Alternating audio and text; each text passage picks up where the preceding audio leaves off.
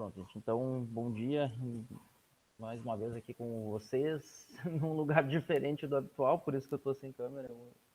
A Vivo me pregou uma internet, é o que eu disse, me pregou uma peça de novo e eu fiquei sem, eu disse, não, vai pro campus e resolve, eu já tinha que fazer alguma coisa aqui. Só que aí o Wi-Fi que não está funcionando, né? Então, essa volta vai ser bonita, assim, né? Quando a gente voltar para cá, eu já estou vendo, assim, que vai ser uma coisa. Mas esses são como é que eu vou dizer, as feridas dessa coisa estranha, assim, né? Eu tava vendo que tem garrafa em cima do meu armário, assim, que eu nem lembrava que eu tinha deixado. Tem carta de 2 anos atrás e por aí vai. Mas então, mais uma vez, eu peço desculpas. Aconteceu semana passada também, mas eu não vou estar com câmera hoje por causa disso. Eu até tentei descobrir se tinha alguma instrução para fazer o Wi-Fi voltar a funcionar, mas não tem.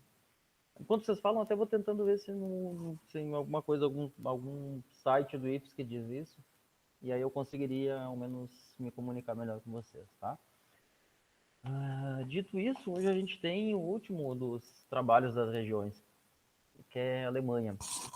A Alemanha, assim, eu vou me permitir fazer uma abertura, né, do assunto Alemanha, porque ele é muito bom e muito ruim ao mesmo tempo, né? Ele é muito bom porque não tem muita coisa. Eu disse que ele era muito bom, agora eu já me perdi. Disse que ele era muito bom. Disse que Ele era era muito muito bom. bom, É porque como eu mas vou era dizer muito ruim ao mesmo tempo. Então, como eu vou dizer as duas coisas, eu não peguei a ordem que eu tinha dito. Então, ele é muito bom porque não tem muita coisa. Ou melhor, seria melhor dizendo assim, é muito ruim porque não tem muita coisa, mas é muito bom porque o que tem quase sempre é certo, tá? Incrivelmente, é um dos países que mais se encontra a fonte bem clara como é. Tanto que, ano a ano, ou semestre a semestre, quando eu faço isso, o trabalho da Alemanha é um dos que mais as pessoas entendem o funcionamento deles, sendo um funcionamento muito maluco e muito difícil e muito diferente do que é o resto da Europa. Só para, eu não vou antecipar o trabalho deles, né, mas só para a gente ter uma ideia, no resto da Europa a gente tem ali denominação de origem, basicamente 3 níveis, né, vinho de mesa, vinho com indicação de procedência, denominação de origem. Algumas vezes tem uma denominação de origem qualificada, controlada e garantida, e por aí vai. Vocês vão entender que na Alemanha isso é um pouquinho diferente e que a maior parte eu diria que o núcleo duro do trabalho da Alemanha é entender isso. Mas tem toda uma lógica, né? Que, enfim, né, não vou aqui adiantar o trabalho deles e assim que eles vão apresentando, eu vou fazendo algumas anotações aqui e faço algumas colocações. Então, boa apresentação para vocês. Podem fazer início, podem. Só vamos combinar aquilo, né? Vocês, quando acharem que está ali perto de umas 9h30, entre 9h30 e 10h10, que vocês acham que é um momento bom para cortar o assunto, a gente dá um tempinho. Então, podem fazer uso do tempo de vocês. Bom dia, professor. Bom dia, turma. Nosso grupo vai sobre a Alemanha, né? De certa forma, o nosso grupo realmente optou por uma abrangência mais direta, realmente não tem muita... É uma coisa ruim e boa, né? Como o professor comentou. Não tem muita coisa de grandes textos explicando, é uma coisa bem mais direta. Então, acredito que vai ser mais fácil a compreensão por conta disso. A ser mais direto, ser um pouquinho mais resumido nessas questões, mas com bastante informação. Vamos começar. Pode ir. Tá, o nosso trabalho é... Vocês estão conseguindo me ouvir? Sim, eu estou escutando. Tá. Sim.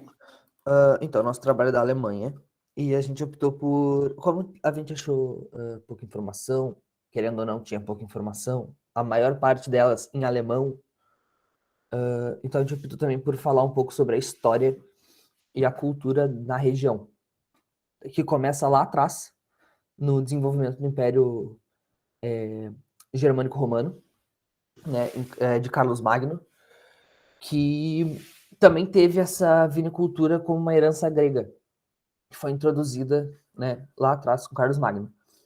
Porém, a Alemanha, toda aquela região ali da Alemanha, né, ou antiga Prússia, se vocês preferirem, ela tem uma série de mudanças climáticas que fazem com que os produtores de vinho, pelo menos naquelas épocas, se desanimassem muito, por causa que era uma enorme dificuldade para fazer a produção.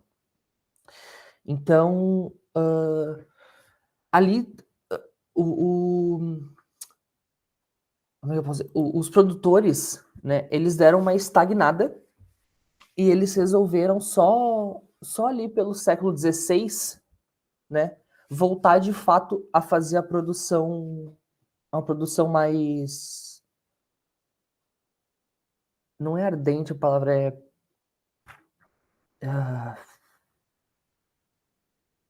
fervorosa. Uma produção mais fervorosa, por assim se dizer, de vinhos. Então, até esse momento, eles optaram mais por fazer uma produção cervejeira. Eles focaram mais nisso porque eles tinham uma grande produção cereal natural.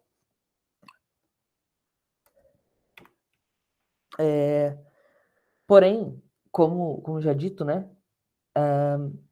na Alemanha o clima é temperado, ela fica bem mais ao norte na Europa, então é bem mais difícil de se fazer o cultivo dos vinhedos. Então, eles começaram a criar e selecionar uma variedade de uvas através de de vinhedos enxertados para poder fazer com que desse certo. Ok?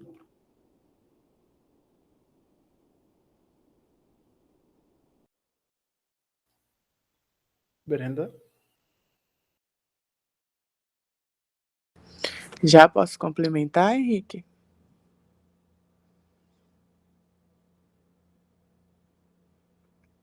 Então, bom dia. Eu vou complementar o que o Henrique falou sobre a história e a cultura, né, do vinho na Alemanha. A criação e a seleção de uvas levaram às variedades padrão de uva hoje predominantes na vinicultura alemã moderna, que são focadas em uvas brancas nativas do centro da Europa, né? E em algumas variedades, tintas adaptadas no clima mais frio. Estão me escutando? Eu Tô tô escutando escutando, sim, acho que todo Brenda. mundo também, né? Tá. Hoje a Eu Alemanha... acho que o Henrique acabou de cair. Eu achei que ele tinha tirado por querer, assim, já fiz minha parte, não quero mais, mas eu acho que aconteceu isso mesmo. Mas se não complica para vocês, podem dar continuidade. Se precisar, a gente espera um pouco. Então, posso continuar? Se não Vou te continuar. atrapalha, sim. Se tu achar que tá suficiente, pode. Tudo bem. Hoje a Alemanha tem um estilo próprio, né, de vinhos, todos bastante representativos de seu território, sendo vários deles doces ou semidoces. A Alemanha está entre os países vitivinícolas mais ao norte do mundo. As condições mais favoráveis de produção de vinho se localizam mais nas encostas orientadas, para o sul e sudeste, diferente das regiões vinícolas do sul da Europa, né? Aqui a qualidade de cada safra ela é muito dependente do regime do clima de cada ano. Durante essa pesquisa, eu moro aqui em Blumenau, né? E trabalho ali no Shopping Neumart. E lá tem um restaurante que o nome é Magnani. Dentro desse restaurante, lá atrás, vende um monte de vinho, né? E aí eu perguntei para o garçom se tinha sobre a Alemanha, algum vinho da Alemanha lá, né? E aí ele deu eu até esqueci o nome do cara do vinho, e era um vinho seco. Era muito bom, por sinal, né?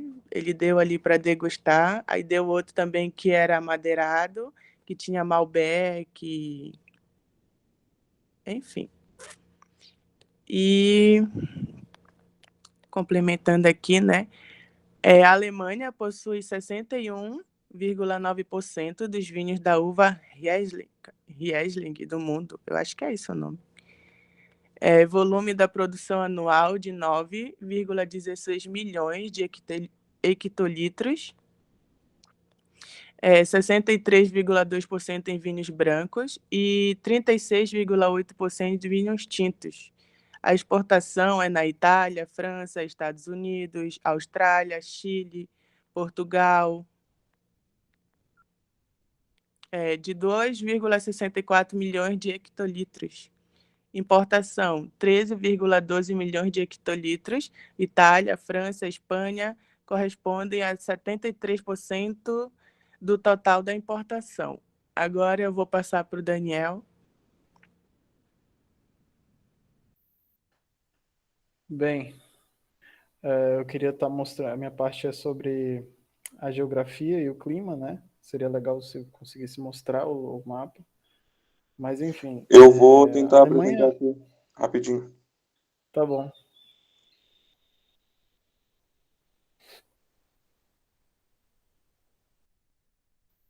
A Alemanha, ela está entre os países de vitivinícolas mais ao norte do mundo, né? E tendo uma influência moderada de correntes marítimas do clima da Europa. Então, mas mesmo assim, o clima e as condições do tempo são bem complicados para... Esse aí é o mapa das regiões. Como vocês conseguem ver? Aqui pra mim já aparece.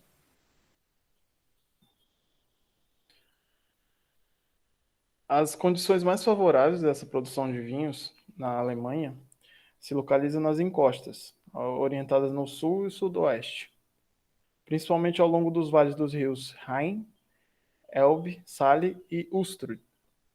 E a insolação também, é bom ressaltar também essa parte, a insolação é a mais intensa nas encostas do que nas áreas planas, que se beneficiam também pelo período de mais, que se beneficiam por conta do período de mais longo de luz, de, de sol, né?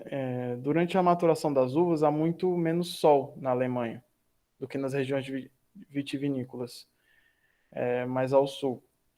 As temperaturas mensais médias são menores e o tempo total de insolação é menor. O que eu posso falar mais também? O clima é mais difícil. De qualquer forma, é um clima mais complicado. E eles se especializaram nessa uva que a Brenda falou, a Riesling, né? E é um vinho especializado em uvas brancas, uma em posição por conta do clima. Mas, por outro lado, essa especialidade nessa uva é bem marcante na cultura deles. E eu acho que tem um slide aí, pode passar, Patrick, que fala realmente exatamente esses são 13 regiões.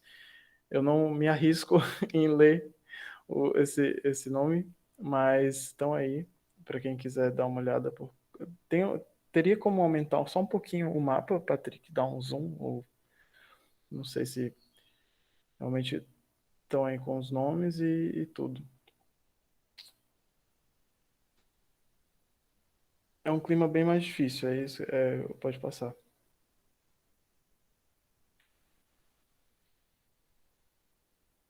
Diferente das regiões vinícolas do sul da Europa, que a qualidade de cada safra é muito dependente do regime do clima de cada ano. Com isso, apenas a variedade de uvas adaptadas a essas condições são utilizadas, marcando de forma única o estilo dos seus vinhos. E esses são os valores dos vinhedos da Alemanha. Quase 100 mil hectares, 2003, 2002. Deu uma diminuidinha. Essa é uma parte que a Brenda também comentou, que a Alemanha possui 61,9% dos vinhedos da uva Riesling no mundo. Ao longo do tempo, várias regiões de produção se tornaram tão conhecidas que seus nomes funcionam como denominações. O país tem tradição secular de produzir quase unicamente vinhos brancos. E é a especialidade deles mesmo, vinhos brancos nesse quesito, por conta mesmo do clima. Então eles fizeram essas... Opa, tá aparecendo já. Agora eu consegui. Pode passar, Patrick.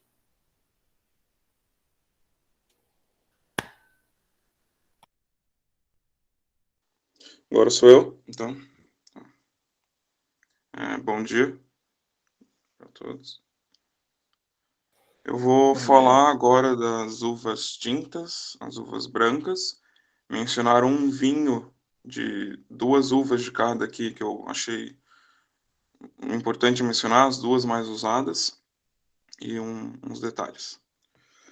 Os vinhos da Alemanha aqui, ó. A Alemanha é o país com vinhedos localizados mais ao norte, dentro do grupo da Europa Central, possuindo um clima frio que marca a produção de vinhos com características próprias.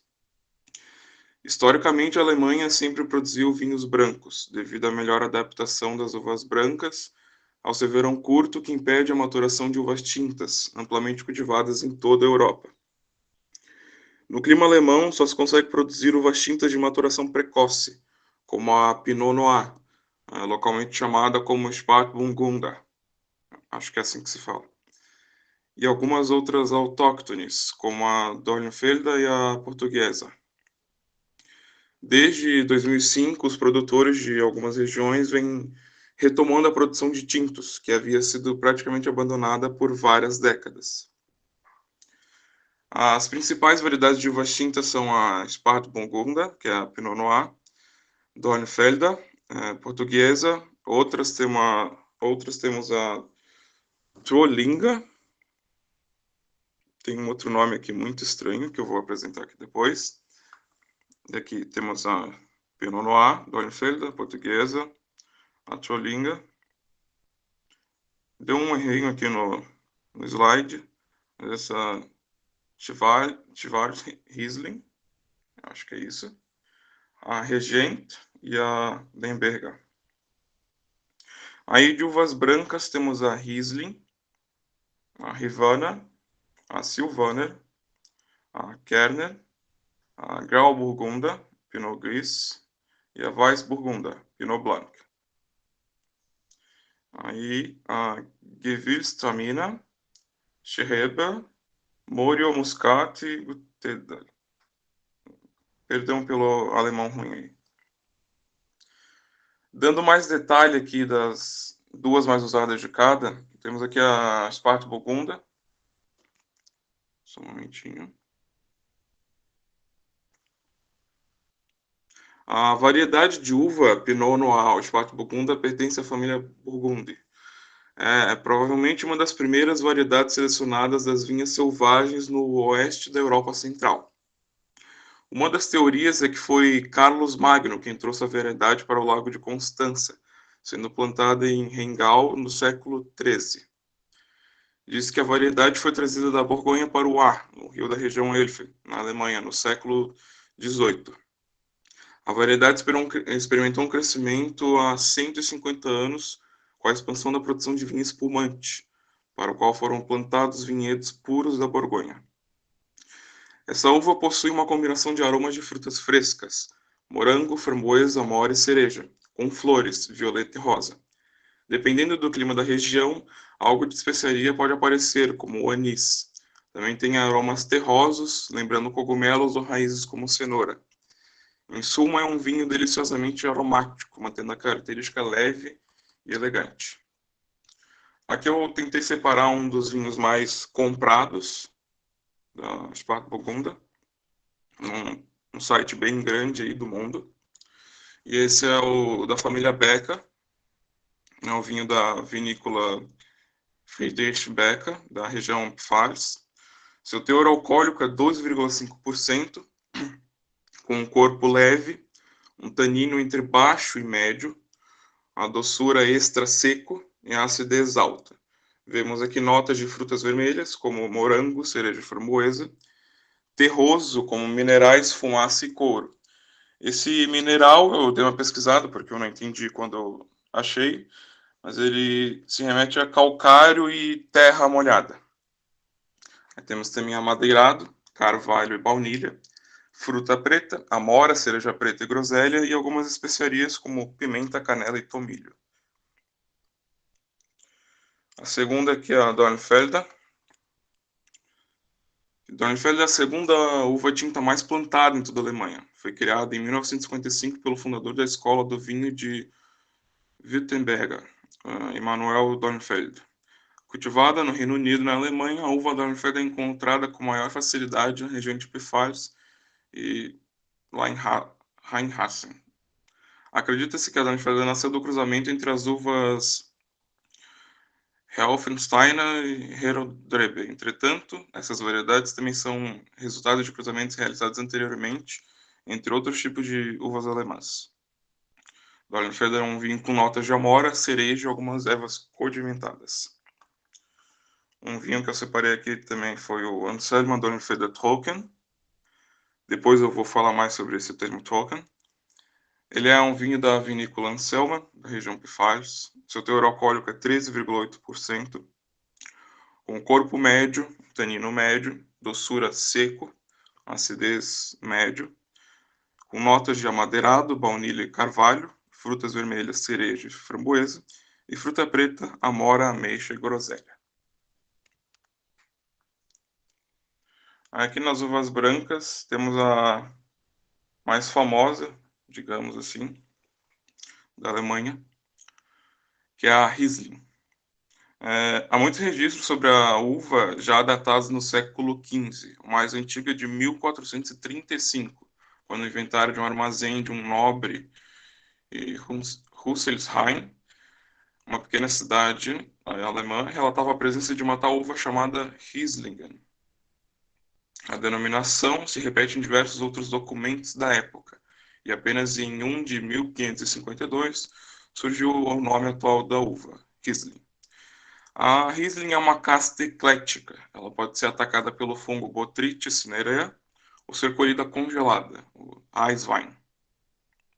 Os aromas primários mais encontrados são petroláceos, petróleo, querosene, diesel e borracha, minerais como fósforo, pólvora, ferro e alumínio, frutas brancas como massa verde, pera, pêssego e damasco, floral, flores brancas e amarelas, pétalas de rosas.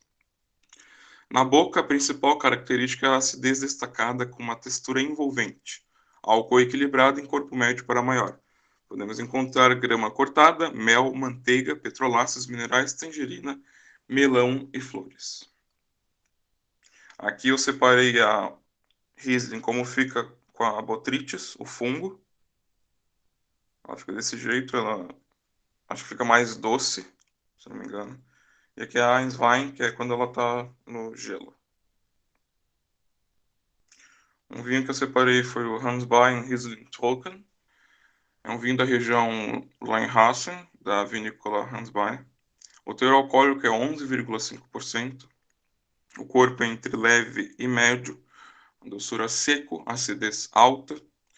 Com notas de frutas de árvore, maçã verde, pera e pêssego. Cítrica, lima, limão e toranja. Terroso, minerais e mel. Tropical, abacaxi, lixi e manga. E vegetal, grama e palha. Aí nós temos a outra, a Miller-Thurgau. A uva branca Miller-Thurgau foi criada em 1882 por um suíço chamado Hermann Miller, que na época era pesquisador no, nem sei, Research Center de alguma coisa, não sei falar, desculpa. A Miller-Thurgau foi resultado do cruzamento entre as uvas Riesling e Madeleine Royal. A princípio, foi registrado que o cruzamento que a originou era associado a Riesling e a Silvaner. Mas um estudo de DNA erroneamente afirmou que Miller-Thurgau foi originado de um cruzamento entre Riesling e Chasselas. Em um outro teste mostrou o equívoco, associando na verdade o cruzamento de Riesling e Chasselas de Cortilha. Mas nos anos 2000, um novo resultado de DNA foi divulgado, o qual afirmou que a Riesling foi cruzada com Madeleine Royal. Um vinho que eu separei aqui é o Michelscheid Miller-Thurgau Trocken, vinho da região Rheinhessen, da vinícola Michelscheid. Teor alcoólico de 11,5%, com corpo médio, doçura seco, acidez média, notas de frutas de árvore, pera e massa verde, terroso ali para o mel, cítrica, limão e tropical, abacaxi. Ali nos termos, a classificação dos vinhos alemães ao longo do tempo, várias regiões de produção se tornaram tão conhecidas que seus nomes funcionam como denominações, mas essa é apenas uma referência de origem, pois não existe uma classificação oficial de vinhedos ou apelações como em outros países europeus. O país tem tradição secular de produzir quase unicamente vinhos brancos, devido ao clima e tem quase todos com estilo mais adocicado, como explicado anteriormente. Basicamente, nos rótulos, além das letras góticas e dos nomes impronunciáveis, aparecem as menções Token, que é seco, com um nível de açúcar até 9 gramas por litro. Halb Trocken, que é meio seco, com um nível de açúcar entre 9 e 18 gramas por litro. Apesar dessas definições, a percepção de doçura dos vinhos alemães depende muito do nível de acidez presente, o que pode variar com a região e com a safra.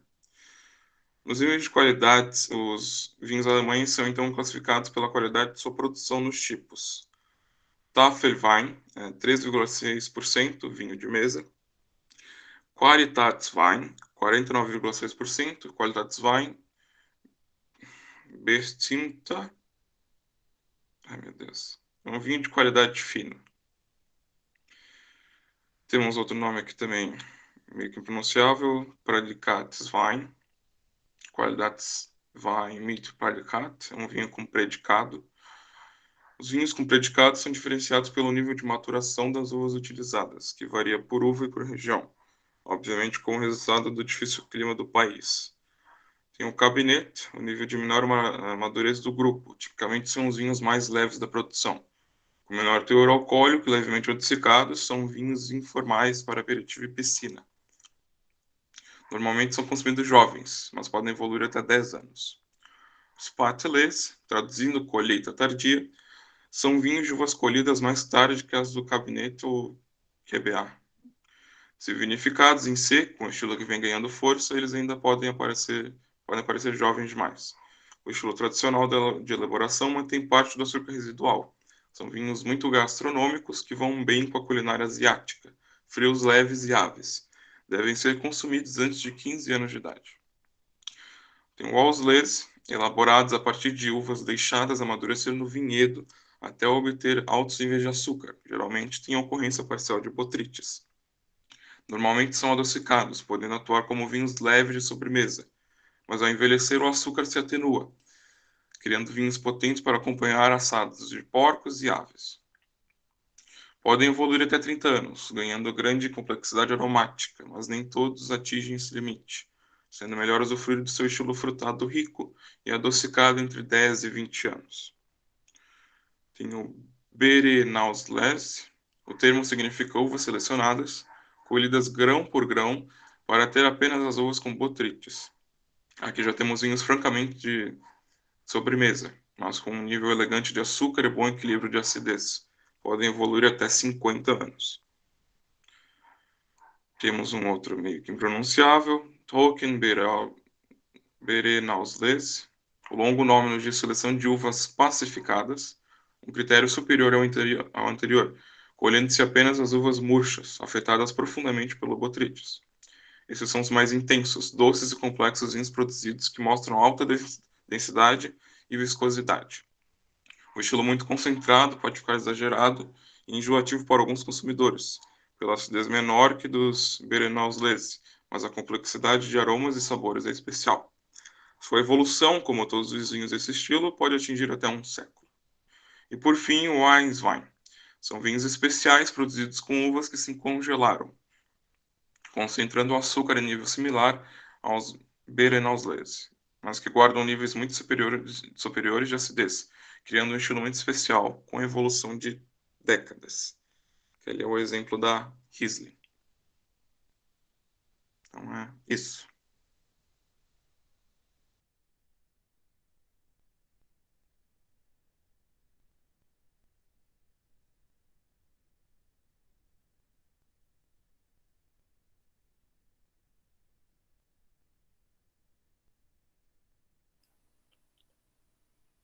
Terminou, Patrick? Sim, então é isso. Acabou. Eu tentei me segurar, assim, para não falar antes. Tava com várias coisas para comentar. A primeira delas é que vocês entenderam muito bem a coisa, como era necessário contextualizar a Alemanha. Vocês fizeram assim um overview, olharam, ó, que país é esse, onde é que país é esse, parece música, mas tudo bem. Né, que esse país produz, aonde que ele está e entender por que algumas coisas dele são desse jeito, que são muito diferentes do resto da Europa. E a primeira coisa que a gente tem que pensar bem clara sobre a Alemanha é isso: a Alemanha está no frio do frio do frio, só não está no gelo, em algumas partes. E isso faz com que amadurecer uva na Alemanha seja uma tarefa muito difícil. Aí tem todo sentido que as variedades deles sejam precoces. Eles não têm variedades que amadurecem tardiamente. Tu não vai encontrar um Cabernet, não vou dizer que não vai encontrar, vocês vão achar lá no sul da Alemanha alguma coisa, mas vocês não vão achar, por exemplo, Cabernet Sauvignon em quantidade na Alemanha. Por quê? Porque é uma uva que amadurece super tardiamente. Então, isso é um fato, né? Não é por nada que eles são aí, basicamente, todas as uvas da Borgonha ali e as que eles fizeram cruzamentos. Por que eles fizeram cruzamentos? Porque eles tinham alguns problemas com as uvas que já existiam, tá? Então, de fato, o grande cultivo que eles têm ali, tirando o Riesling, que é sem dúvidas a uva mais importante, emblemática deles, são basicamente as uvas da Borgonha. Pinot Noir, Pinot Noir, Pinot Blanc, que eles chamam Pinot Gris, que eles chamam dos nomes próprios, tá? E essa é a hora que eu sinto falta de um quadro para escrever. Mas se vocês cuidarem, Burgunda para eles é tipo o da Borgonha, né? O borgonhês, e eles só mudam a cor da uva na frente, né? Eles vão chamar Pinot Noir de Blauburgunder, algo como Borgonha Azul, ou Borgonhesa Azul, né? Ou Spätburgunder, que é a borgonhesa precoce, vamos dizer assim, que ela amadurece bastante. Spät é cedo ou tarde, gente? Alguém me ajuda aí que eu sempre erro isso. Eu acho que é tarde, tarde. A mais tardia delas, tá? Professor, uma coisa que eu dei uma lida em sites, em blogs, e em alguns especialistas de vinhos também, é que o vinho alemão ele não é muito comercializado como os outros aqui, pelo menos no Brasil. Por exemplo, alguns restaurantes nem servem esses vinhos alemães. Eu não sei por quê, é alguma questão só de marketing ou realmente o brasileiro não curte muito esse tipo de vinho? O que eu vou te dizer? Uma coisa cultural, não sei. Antes de mais nada, né? Eles não chegam baratos pra gente. Eles chegam bem caros pra gente. Eles não são. Até porque eles têm uma dificuldade grande de produzir. Nossa, agora tem gente falando no corredor. Mas isso é uma coisa que é interessante do vinho alemão, né? E faz parte disso que a gente está dizendo, assim, como que eles se desenham enquanto produtores, como alguém que produz com dificuldade. Não é exatamente bem como a Serra Gaúcha aqui, que é dificuldade, porque tem muita chuva. A Alemanha, inclusive, é relativamente seca, mas eles se desenham como alguém que nem sempre tem 100% de maturação nas uvas. O Patrick quer falar, acho que eu vou deixar ele, que ele pode ter uma informação para nos dizer aí, eu vou É tirar a que, informação dele. não, é que Pode quando eu falar. estava pesquisando no começo, eu vi a história do vinho da garrafa azul, que foi comercializado aqui e não teve uma boa fama. Aí logo depois disso foi parada a comercialização grande de vinhos alemães aqui no Brasil. Não sei se confere, mas eu acabei dando de cara com essa história. Tem também essa questão, né? Então, os bons vinhos alemães eram muito caros. São muito caros. E vão continuar sendo para todo sempre, eu diria. E no meio do caminho teve um brasileiro, foi o Otávio Piva de Albuquerque, acho, não tenho bem certeza. O cara é dono de uma importadora, ele olha assim para um alemão, assim, de uma certa região, nem tão grande coisa, Rheinhessen, toma um vinho meio aromático deles lá, meio docinho, e ele olha, pô, esse vinho faria muito sucesso no Brasil, mas ele precisa chamar atenção. Aí, por que meu coração foi um brasileiro que fez isso. Bota esse vinho numa garrafa azul. Bem capaz, imagina. Foi a lógica de botar o vinho na garrafa azul. A lógica é que a gente é brasileiro e a gente adora uma coisinha diferente. Todo mundo comprava o vinho da garrafa azul. Que era um vinho, assim, de qualidade tanto duvidosa, na maior parte das vezes, tá? Que era aquele Liebfraumilch. Só que a garrafa azul foi um fenômeno. Eu não posso falar de preço hoje, porque não faz sentido, né? Eu pegar o preço de um tempão atrás e tentar traduzir para hoje. Mas eu acredito assim que era um vinho que saía não muito mais do que a 30, 40 reais, tentando assim fazer um paralelo enquanto seria hoje. Importado, isso era um negócio muito irresistível para o brasileiro, né? Pô, como que eu não vou comprar um importado ao invés do nacional, que eles nem costumavam comprar, com uma garrafa azul docinho aromático, isso aí vendeu horrores. Vendeu horrores, teve diversas cópias, quase todas as grandes vinícolas do Brasil fizeram um vinho de garrafa azul com um nome qualquer alemão ali enrolando alguma coisa parecida. Nós já tínhamos, é importante dizer, nós já tínhamos a marca Liebfraumilch no Brasil desde muito tempo. Era uma marca da Dreher, inclusive, daquela que a gente estava falando ontem. Até hoje essa marca existe, é da Campari, né, que comprou, enfim, né, que comprou o grupo Hellblind, que tinha comprado a Dreher. Mas a leva dos Liebfraumilch, como foi ali nos 90, foi realmente um fenômeno não sei se nem quem inventou a garrafa azul, não sei se imaginava tanto sucesso. E era aquilo, você ia em casamento, assim, num negócio mais chique, coisa e tal, o que que você tomava? Basicamente, Liebfraumilch de garrafa azul. O mais famosinho era Joseph, não sei das quantas, que eu não lembro bem, que há uns anos atrás uma aluna pagou meio caro ali, 70, 80 reais e achou em Balneário Camboriú e trouxe pra gente provar. E tava igualzinho de sempre, né? Aromático e docinho. Mas como eu ia dizendo para vocês, retomando um pouco da minha fala inicial, sim, é muito importante na Alemanha entender, é um país frio. A gente não tem, a gente não tem espaço para uvas tardias, a gente não tem espaço para bastantão, de alguma forma. Tudo deles é difícil de produzir. E depois vocês vão ver que o bastantão deles vem de alguns lugares específicos. Eu não quero antecipar aí, que provavelmente é uma coisa que vocês vão falar, mas segue uma lógica praticamente universal, né? Tu produz mais onde tu produz mais fácil. O que mais que eu queria dizer para vocês em relação às uvas, né? Realmente, né? A grande uva deles é Riesling. Não é aquele Riesling que tem no Brasil, tá? Na Serra Gaúcha, que é o Riesling itálico. É o Riesling renano, que no resto do mundo chama só Riesling, tá? Que é uma uva bem típica. E eu achei outra coisa que eu queria comentar o trabalho de vocês, que vocês procuraram entender o que não sabiam. Porque às vezes a gente olha isso aqui, ah, tá, eu não sei o que que é, e a gente fala, e é quase que nada, né? Você chegar num trabalho e dizer, ó, tem isso, mas eu não sei o que é. O Patrick estava dizendo que não entendia bem o que que eram os aromas minerais, né? Eu acho que o melhor descritor, assim, a melhor fonte para você pegar um vinho e dizer, ó, isso tem aroma, tá meio barulhento, não sei se tá barulhento para vocês também. Que Não bom, dá para não, porque escutar não, professor. Tá nossa, tranquilo. já estava até me perturbando aqui, porque daí eu me distraio na fala com barulho. Mas vamos ao que eu estava dizendo. Os aromas minerais, de novo. Vamos lá, os aromas minerais, para mim, a uva mais emblemática de aroma mineral é Riesling, tá?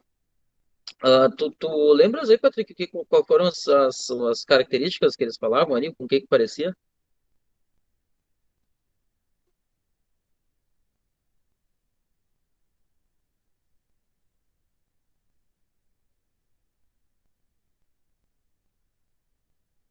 Eu acho que o Patrick não escutou, talvez.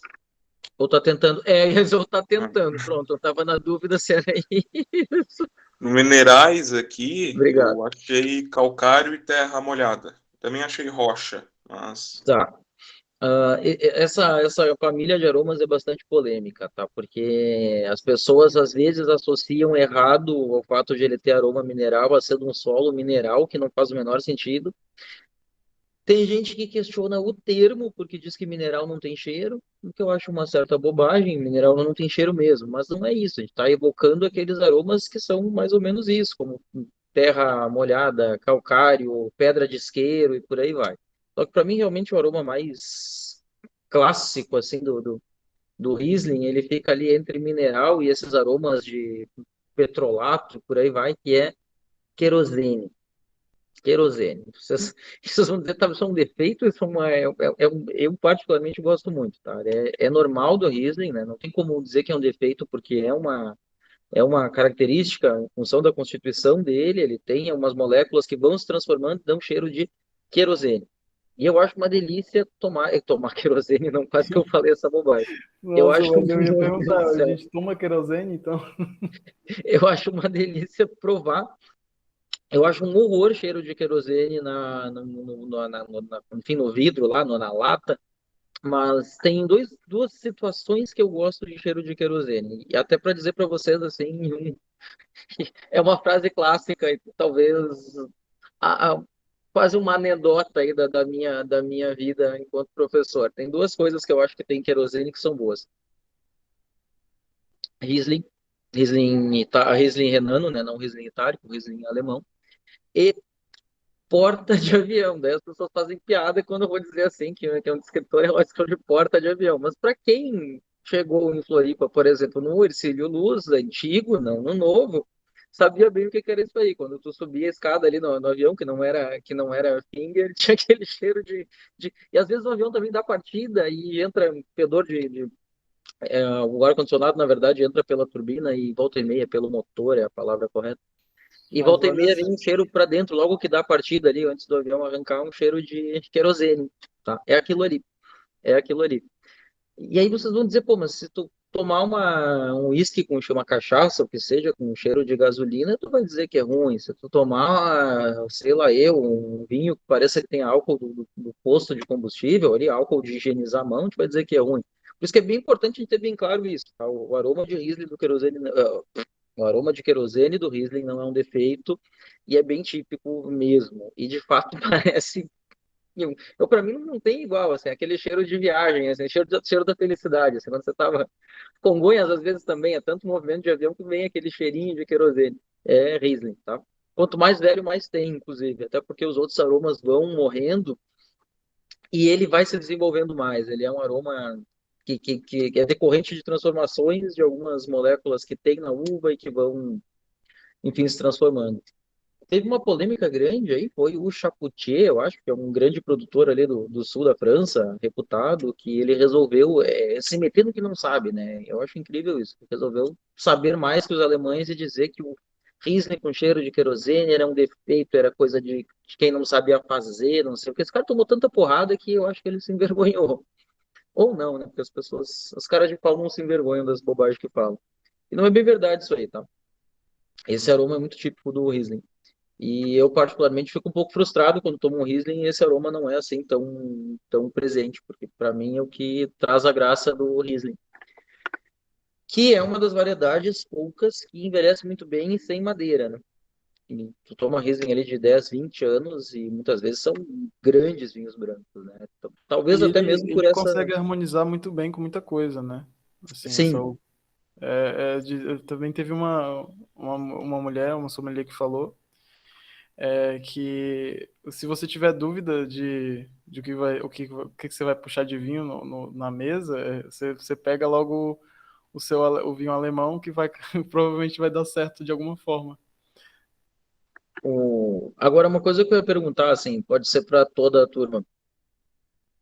Vinhos alemães são mais ácidos ou menos ácidos?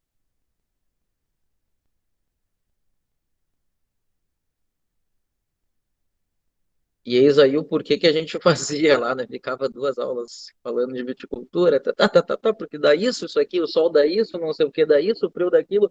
Ácidos, uma região fria, tá? Ácidos. Inclusive, eu diria que é o extremo do ácido, tá? Provavelmente vocês não vão tomar vinho branco mais ácido por aí do que Riesling alemão. A ponto de que algumas pessoas tem algum problema com ele, porque além de cheiro de querosene, é uma acidez tremenda, né?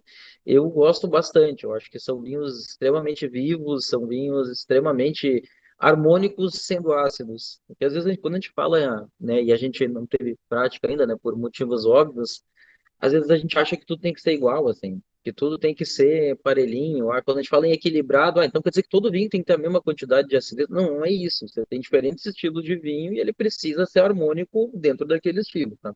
E no meu ponto de vista é o caso dos vinhos alemães. São extremamente ácidos, mas são muito agradáveis, têm complexidade aromática e por aí vai. Oi, Jordão, bom dia. Mas enfim, é, fazendo assim uma visão geral, é mais ou menos assim que a gente tem o vinho alemão, né? Predominância de brancos e variedades, aliás, antes de mais nada, variedades precoces, porque eles têm um clima terrível, que nada amadurece. Brancos, porque eles têm também, né, um problema. Lembram que amadurecer uva para vinho tinto é muito pior do que amadurecer para vinho branco. Uma uva mais ou menos, uma uva quase que verde. Vocês acham que a gente consegue fazer um vinho branco bom?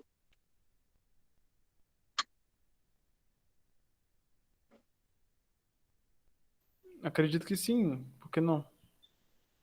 É um certo exagero eu falar assim tão assim pesadamente isso, mas é assim que champanhe faz espumante, tá? Basicamente com uvas muito tênue, vou dizer assim, uma maturação muito tênue. Recém chegou aqui, tá feito. Amadureceu, primeiro dia que deu certo, arranca e vai. E é assim que eles fazem. Agora, daí é legal também, e estou me estendendo aí, puxando outros assuntos que têm bastante relação com isso, para a gente entender como são alguns vinhos e por que que eles acabam tendo algumas características semelhantes. Eu não estou dizendo que champanhe é igual a Riesling e alemão, não tem nada a ver uma coisa com a outra. Mas todos eles, ambos, os dois, eles têm uma presença boa de acidez por ter essa questão de ser regiões mais frias e ter a colheita mais antecipada, tá? Então é bem típico disso. E aí eu recupero mais uma vez o que eu falei aí em relação a sensorial, né? Se a gente achar que todo vinho tem que ser igual o Chardonnay californiano, com madeira, baixa acidez, tudo mais, vai tomar Riesling vai achar que ele é um horror, né? E os dois são muito corretos para o que eles são. Não, mas não tem muito bem como comparar um com o outro. Desligou o computador aqui. Não caiu, que bom. Deixa eu ver se queria falar mais alguma coisa. Eu me empolguei com o assunto Alemanha. Mas realmente eu acho que vocês pegaram bem isso aí, entender que é um país frio, entender que tem dificuldade para amadurecer e ter dificuldade para amadurecer faz com que eles sejam únicos nisso, níveis de qualidade ou níveis de diferenciação por maturação de uva. Isso aí não faz o menor sentido na Califórnia, que é quente pra caramba. Faz muito sentido na Alemanha, que a mais quente das regiões já é relativamente fria e que ter uma uva extremamente madura é quase um milagre. Não é por nada que todos esses nomes esquisitos aí que a gente falou, Cabernet, Auslese, Beeren Auslese, Trockenbeeren Auslese, se referem a quanto a uva está madura ou sobremadura, tá? Efetivamente é isso. E mais ainda, e aí eu prometo que eu devolvo a palavra para vocês. Tira, dá uma outra dimensão para a classificação, para aquela pirâmide de classificação do vinho alemão.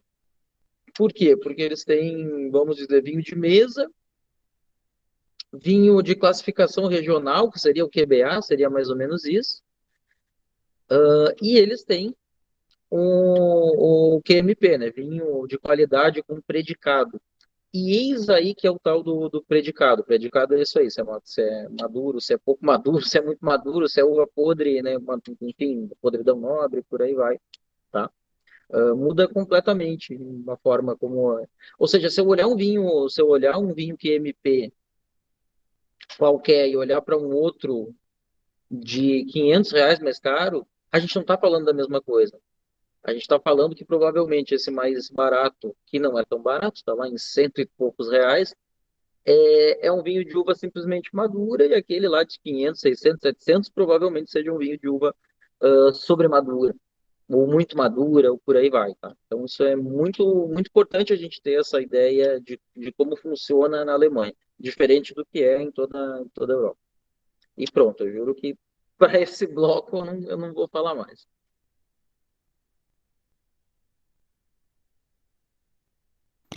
Pois é, o nosso trabalho foi realmente curto comparado aos outros, mas foi um pouco arriscado essa opção, mas o grupo mesmo optou por uma coisa mais direta, uma coisa mais resumida e direta, logo, para também não ficar muito cansativo e o pessoal entender mais facilmente como é que seria a região, como é que seria o clima, como é a geografia e a classificação dos vinhos, como o Patrick fez também, um pouco da história. E é isso, obrigado a todos os envolvidos. Tem alguém que quer. Ah, o Patrick quer falar. Durante a minha pesquisa sobre os vinhos, eu encontrei bastante dificuldade, porque não se tem informação, nem em português, nem em inglês. A Dornfelder foi uma que eu demorei mais de um dia até achar alguma coisa. Eu tive que pedir auxílio para alguém fluente em alemão e pesquisar no Google alemão para achar alguma história. Aí eu consegui. Mas aqui o Google em português e inglês não ajuda a achar sobre uvas alemãs. Uva branca foi a coisa mais fácil, a que mais tinha informação. Mas no caso da tinta foi mais difícil conseguir essas informações. E assim, tem alguém aqui da turma que quer perguntar alguma coisa, quer falar? Se quiser, pode me perguntar. Se quiser, a gente mostra de novo as regiões, para se tiverem dúvida com alguma coisa, não tem problema nenhum.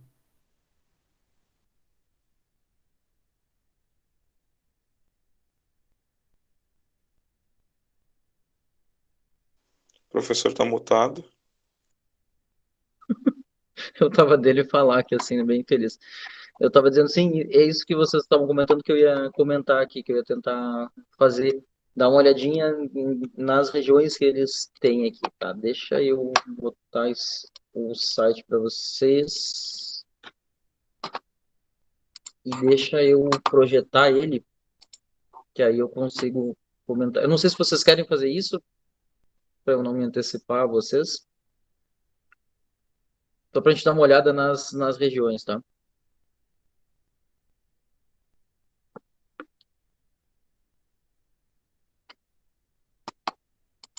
A gente não tem muito mais o que falar, professora. Nossa parte acabou. O Henrique, que podia falar mais alguma coisa, está com problema de internet lá na casa dele. Então, Eu entendo que eu é um também pouco. estou com problema de a nossa vida tem se resumido a ter problema de internet.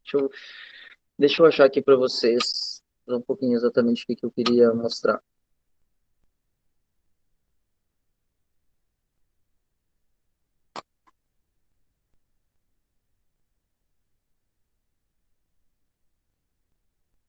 O Henrique pediu para Só acho um avisar que ele vai mapinha. mandar no seu e-mail algum material que ele escreveu e tal.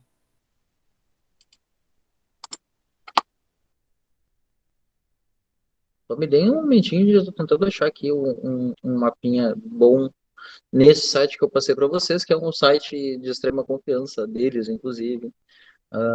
E mais uma vez eu queria comentar assim, vejam como eles também aliás, uma coisa que eu não falei antes que eu queria ter dito, vocês repararam quanto o alemão é tradicional, e aqueles rótulos são quadrados, são feios, às vezes parecem um negócio de produto químico. Eles têm um símbolo que, sinceramente, que daqui a pouco eu mostro para vocês, que parece que é um negócio nazista, que é uma coisa maluca, e por aí vai. É o jeito deles, tá? É o jeito deles, de fato é. Só que eu não sei se vocês perceberam, eu não projetei o site ainda, daqui a pouco eu projeto, como eles também têm se projetado, não é mudando os rótulos e fazendo rótulos modernos, mas tendo uma forma mais light, mais clean e mais jovem de se comunicar.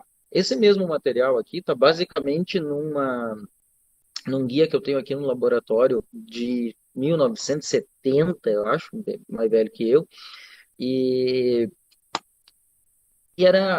mas tem uma diferença muito clara entre a forma como é apresentado lá, que era extremamente quadrada, e a forma como é apresentado aqui. Então, como está muito mais moderno, uma uvinha colorida e por aí vai.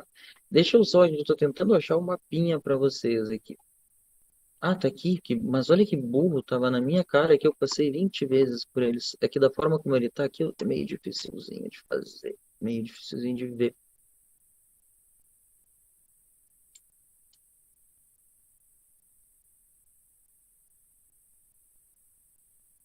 Sim, tá terrível de enxergar.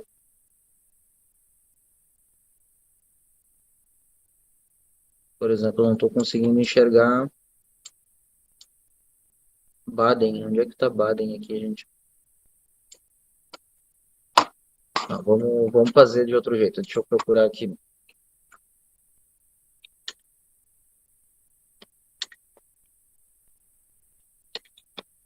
Claro, o alemão tinha que complicar alguma coisa em algum momento, né? Só para manter a tradição de ser alemão.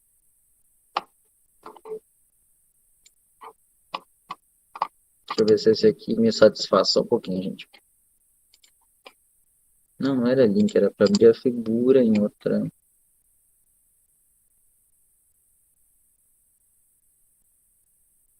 Tá, tá, pode ser. Só um pouquinho.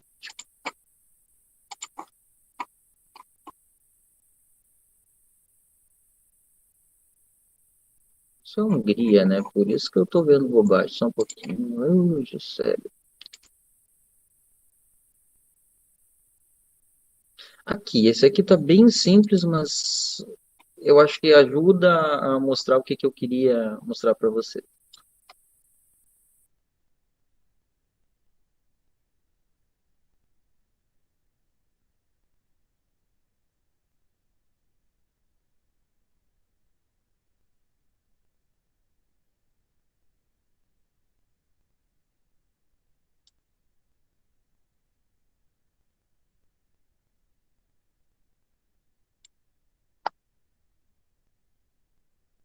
Primeiro, queria mostrar o mapinha deles, que eu achei que está um pouco mais difícil, mas que o que eu queria mostrar nesse mapa não é bem as localidades, mas sim o desenho em como, de como as regiões se distribuem lá para eles. Só um momentinho aqui. É uma janela que eu tenho que botar, gente. Ele não entende as coisas do Firefox. Entende? Não, ixi.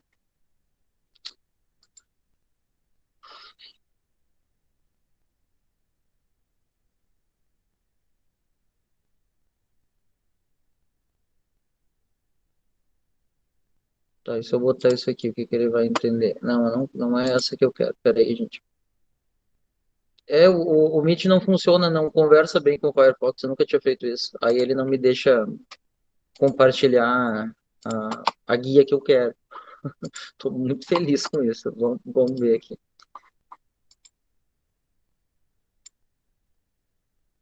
Deixa eu ver se eu tirar isso aqui. Peraí, vamos ver deixa eu tentar outra coisa.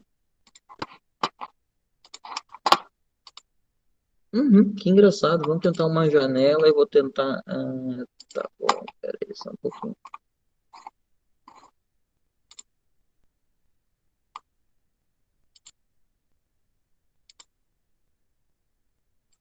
Tá, eu tenho que conceder permissão só um pouquinho, gente. Eu não sei como eu faço essa porcaria.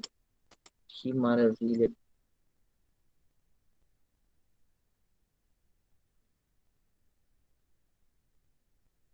Que eu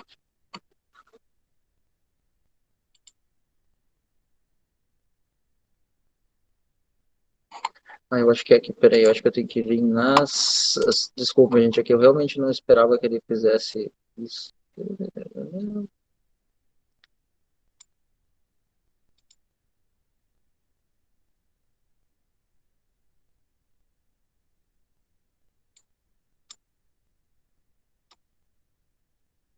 Sim, mas como é que eu concedo as permissões? É isso que eu tô tentando fazer, filho. Ele não tá me entendendo aqui, peraí.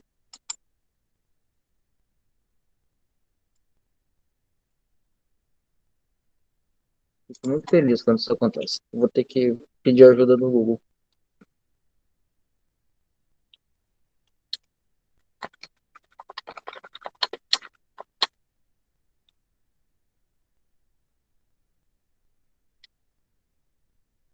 Como é que chama aqui?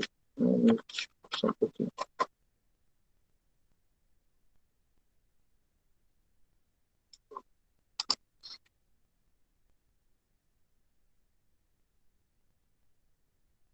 Peraí, gente, eu tô realmente tentando fazer isso aí. Desculpem, mas realmente eu não sei fazer. Professor, o senhor quer uma foto do mapa das regiões, é isso? Isso, Tem no slide. O Patrick até quiser pode. uma das coisas que eu queria era isso aí. Se o Patrick conseguir espelhar de novo para mostrar a região, sucesso.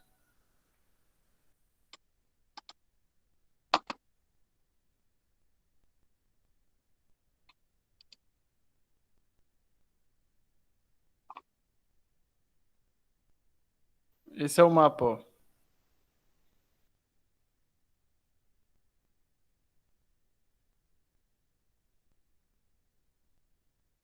Esse é o mapa, professor? Tá, eu vou tentar com esse aí, então. Mas realmente peço desculpas, mas eu não sei como é que o Firefox faz essas coisas de um jeito diferente, que eu não sei fazer, não sei como é que eu autorizo ele aqui. Tentar uma última vez. Não, eu não sei fazer isso. Inclusive a instrução que eu achei no Google não funciona, não deu certo. Da página do Meet, exibir informações da página. Não, isso aqui não funciona. Vou tentar uma última vez aqui. Tem isso.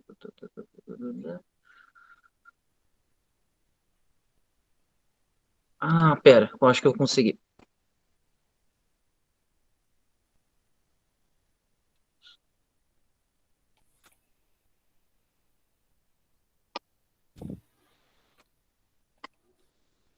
Sim, consegui, gente, só um pouquinho. E aí, em permissões eu faço o quê?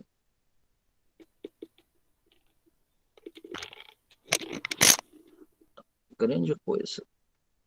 Vamos ver aqui. Permissões.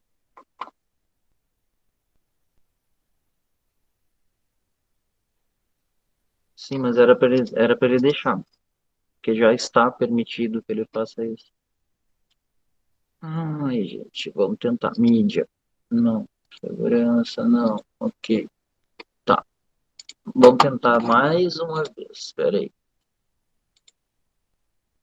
Não, não vou conseguir, gente. Não me perguntem o que aconteceu aqui. Eu fui onde era para resolver e eu não consigo resolver. Então vamos pro mapa de vocês aqui.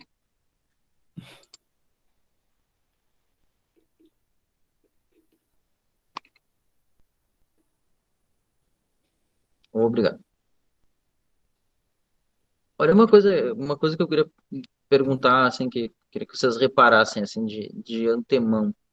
Vocês não acham que essas regiões são meio compridas? Meio estranhas, não tem um quadrado, elas são tudo meio. Por que que elas são compridas? Isso, pronto, a Bárbara pegou bem o que ia dizer. Gente, hoje a gente vai acabar muito cedo, vocês estão, vocês já estão entendendo a coisa toda, exatamente isso.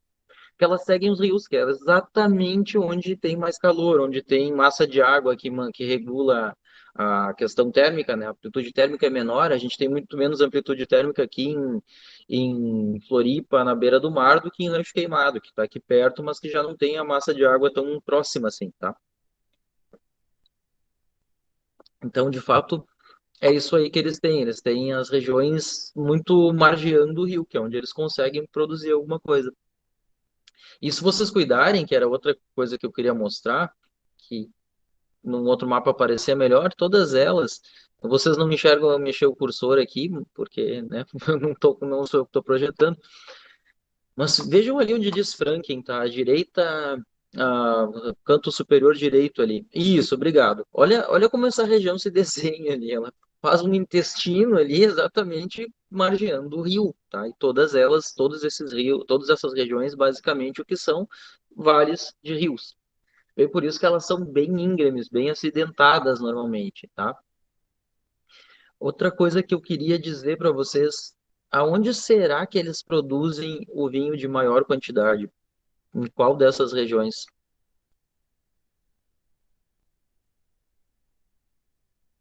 Antes disso, eu queria falar uma outra coisa. Se vocês pegarem o mapa inteiro da Alemanha, vocês vão ver que todas essas regiões, de alguma forma ou de outra, elas estão quanto mais possível para o sul, né? E o motivo é bem óbvio, porque é menos frio. Eu não disse que é mais quente, reparem que eu disse que é menos frio, que é mais ou menos como funcionam as coisas na Alemanha.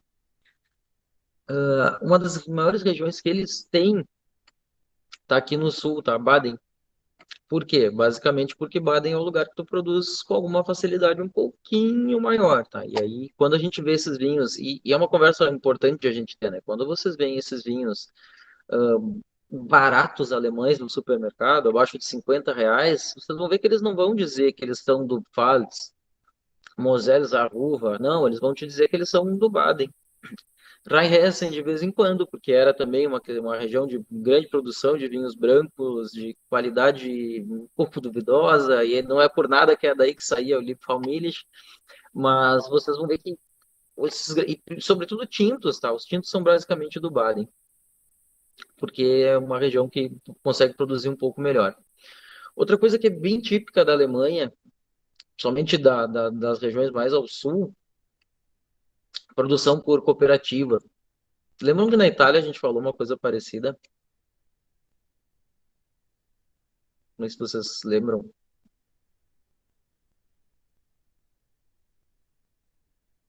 Por quê? Porque tem regiões lá que eles têm dificuldade de maturação de uva, ou seja, quando tu te reúne em uma empresa maior, tu consegue comprar equipamentos que conseguem beneficiar mais esses vinhos, conseguem beneficiar melhor. E assim funciona, assim basicamente funciona na Alemanha, tá? Os vinhos de maior quantidade deles quase sempre são de cooperativas, porque compra de vários pequenos produtores, eles são bem baseados em pequenos produtores, e tu acaba conseguindo, enfim, né, ter uma estrutura que beneficia melhor as uvas. Sobretudo porque quando eu faço um vinho de lote reduzido, que eu vou perder uva, vou perder rendimento em uva, porque a uva sobre amadurece, eu vou perder rendimento em uva, porque eu corro o risco de, enfim, ter chuva, passarinho, o que for, e eu cobro com preço alto, tudo bem, é fácil fazer isso. É fácil, não é que é fácil, mas eu posso fazer isso assumindo que eu posso ter perdas e que essas perdas vão estar embutidas no preço. Agora, quando eu tenho vinho do Bastantão, eu tenho que usar, maximizar a minha matéria-prima e fazendo isso a gente tem que ter, para que eu faça isso, a gente tem que ter estruturas maiores, escolher uva em mais quantidade, processar ela de um jeito que eu consiga extrair, o que às vezes ela nem tem, porque não tem tanta maturação, e mais ou menos assim se funda aí a maior parte da produção de maior escala de Baden e de Württemberg também, tá? Mas sobretudo do Baden. Outra coisa que eu queria falar, assim, falando das regiões, é que quase todas elas têm Riesling como a mais importante. Tirando ali Rheinhessen, que acaba tendo um número grande dessas variedades híbridas deles, a maior parte é Riesling. Tá? A maior parte é Riesling. Tá? Então quer dizer que Riesling alemão é Riesling em todo lugar e todo ele é bom. Não, tem algumas regiões um pouquinho mais conhecidas, tá? A principal delas aqui é o Pfalz, que é essa região bem ao centro aqui que vocês vão ver ali, um verdinho no centro. Fala ali Rheinpfalz. Por incrível que pareça, Palates quer dizer palatinado. Então a gente troca, pela primeira vez a gente troca uma palavra pequena em alemão por uma palavra grande em português, tá? Foi o tal do palatinado, se a gente fosse traduzir isso aí. E que é uma região provavelmente dos melhores Riesling da Alemanha, tá? Vinhos de mais envelhecimento, vinhos de extrema complexidade, agradabilíssimos, todos eles sempre muito ácidos, né? Que é a forma de ser do Riesling. Aqui a gente tem Narre também, como uma região que produz bons Riesling. Tem, claro, basicamente todas elas. A gente tem Ar, mais ao norte, que por incrível que pareça, produz alguma coisa de tintas, por questões bem específicas, que eles conseguem ter uma boa maturação. O que mais que eu queria falar, assim, das regiões no geral? Eu, na realidade, era basicamente isso aí. E eu não sei se vocês têm. Eu vi que vocês tinham um rótulo aí, né? Mais vistoso aí, que a gente consiga enxergar alguns detalhezinhos. Hum, tem, na verdade, outras duas questões que eu queria falar. Deixa eu pôr aqui para vocês um, um link que eu projetaria se conseguisse, mas não estou conseguindo. Olha que engraçado que é. Se vocês entrarem aí, vocês vão ver uma piramidezinha dizendo, né, o modelo de classificação VDP. O que é o tal do VDP? Olha, a gente falou em que eles têm o Tafelwein, né, que é o vinho de mesa, Tafel, table, tudo a mesma origem, tá? Mesa. Eles têm o QBA, que eu não que eu não consigo pronunciar isso, Qualitätswein consegui, bestimmter Anbaugebiet, algo como vinho de qualidade vindo de boas áreas produtoras de vinho. E a forma como o alemão tem as palavras é muito engraçada. Elas são palavras normalmente compostas, juntas, sem espaço, sem traço, que vai aumentando. Por exemplo, deixa eu usar uma, nem sei se essa palavra existe para eles, mas é isso que eu estou olhando aqui na minha frente, que é uma tela do computador, não é tela, é tela do computador de mesa. Daí junta tudo isso, junta a tela, vira computador, junta a mesa e fica um palavrão enorme, assim. E, enfim, digo isso porque é assim que por QBA quer dizer isso aí, né? Na verdade, são três palavras, mas né, vinho de qualidade produzido numa região delimitada. É quase o VQPRD lá de Portugal. VDQS da França e por aí vai. Aí o que eles têm depois disso? Qualidades vai mit predicat. Vinhos de qualidade com predicado. E aí os predicados são aqueles, né? Uva normal, uva madura. Isso é uma tradução de cabeça, não é nem tradução da palavra, é só uma ideia assim de como enxergar isso, né? Vinho de uva que só está madura, vinho de uva que está bem madura, vinho de uva que está muito madura, está sobremadura, que está madura com um pouquinho de podridão nobre, e a que está totalmente cheia de podridão nobre. Assim, eles têm, então, um nível de dentro do nível QMP, um nível de classificação do quão maduro é esses vinhos. Mas não sei se vocês repararam, essa classificação ela não te ajuda muito a classificar vinhedos em si. No fim das contas, o que diferencia o vinho pela forma como o alemão tem a sua pirâmide lá de classificação dos vinhos, ele não diferencia muito vinho pela qualidade do vinhedo, diferente do que era na França lá, que tu podia ter um pequeno vinhedo, aquilo se tornar uma outra denominação e aquilo ser mais especial. Não se tem isso na Alemanha oficialmente, até que esse pessoal aí, que é uma associação de produtores, fez o VDP, tá? Que é algo como a Associação de Qualidade dos Viticultores de Qualidade. A tradução é quase que essa, tá? Segundo eu lembro a minha cabeça. E o que eles fizeram com o VDP? Criaram eles próprios uma classificação de vinhedos. Áreas maiores, áreas menores, áreas realmente muito boas, as melhores áreas, tá? Então, não é todo vinho alemão. Quando eu disse que eles tinham um símbolo nazista aí, que parece nazista, nesse link que eu botei para vocês, tem três vinhos com uma cápsula, com uma águia esquisita, que eu realmente acho extremamente, uma cara muito nazista, assim. E esse é o símbolo dessa associação. Os produtores que fazem parte dela podem usar esse distintivo e podem usar a sua categoria ali na qual se enquadram, tá? Tem o site da própria associação deles, não custa eu pôr aqui para vocês. E o que eu ia falar mais dos VDP? Então, o VDP não é obrigatório, tá? É opcional, são alguns produtores que se ajuntaram e eles dizem, olha, isso aqui, esse é um nível A de qualidade vai daqui até aqui, o B vai aqui, o C vai ali, e por aí vai, e assim eles vão classificando desculpem, os vinhedos, porque eles achavam que eles precisavam ter uma distinção em vinhedo, não só em qualidade de uva, tá? Em maturação de uva. Tudo bem até aqui, gente? Tudo bem, professor. E agora eu só queria ir pro rótulo, então, do vinho. Eu ia fazer uma piada no começo da aula, né? Hoje, como estava indo tão bem o trabalho, assim, tão sucinto, que a gente ia acabar 10 da manhã, a gente vai acabar, e eu tô achando que vai acontecer isso mesmo. Mas vamos lá. Ineditamente, é a primeira vez que isso aconteceu. Vocês conseguem pôr aquele rótulo? Mas se vocês botarem, se vocês procurarem no Google aí, eu vou chutar uma procura qualquer aqui. Understanding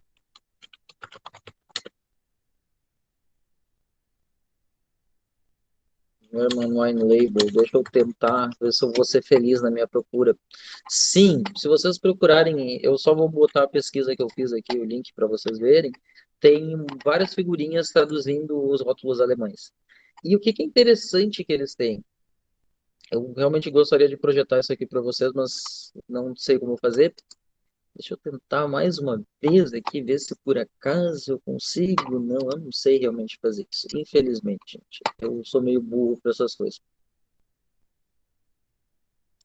Vou tentar ser mais uma coisinha.